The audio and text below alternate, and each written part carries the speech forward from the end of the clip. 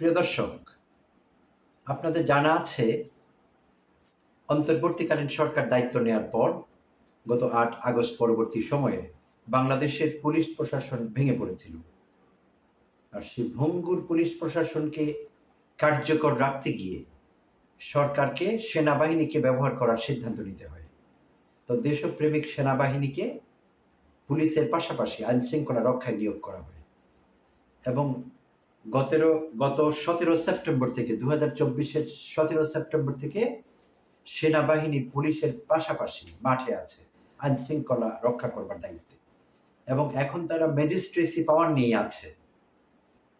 সেনাবাহিনীর ক্যাপ্টেন এবং তার উপরের সমপদমর্যাদার অফিসারদের নির্বাহী ম্যাজিস্ট্রেটের ক্ষমতা দেওয়া হয়েছে। সেই নির্বাহী ম্যাজিস্ট্রেটের ক্ষমতা নিয়ে বা ম্যাজিস্ট্রেসি পাওয়ার নিয়ে তারা মাঠে আছে। তারা যে কাউকে গ্রেপ্তার করতে পারে, আইনের আওতায় আনতে পারে, এই ক্ষমতাটি তাদের আছে।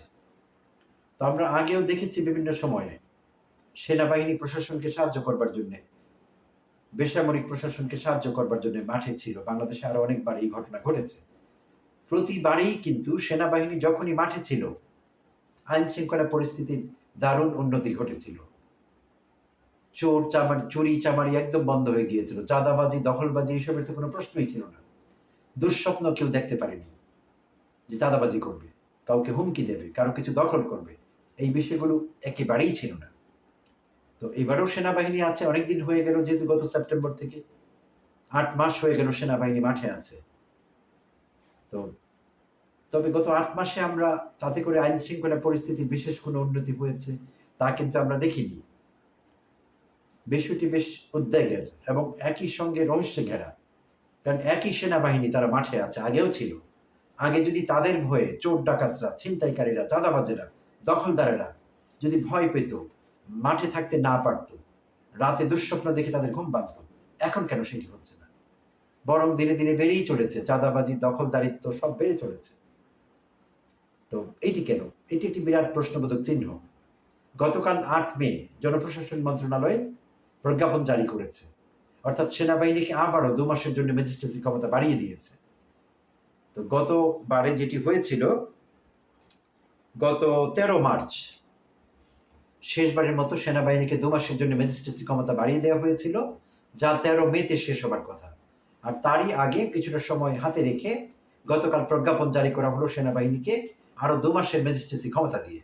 তো এখন কথা হলো, এগুলো সবই ঠিক আছে, সেনাবাহিনীও মাঠে আছে, ম্যাজিস্ট্রেসি ক্ষমতাও আছে, আইনানুগ করবার চেষ্টা করা হয়েছে তাদের অবস্থানকে, বাট কার্যকারিতা কি?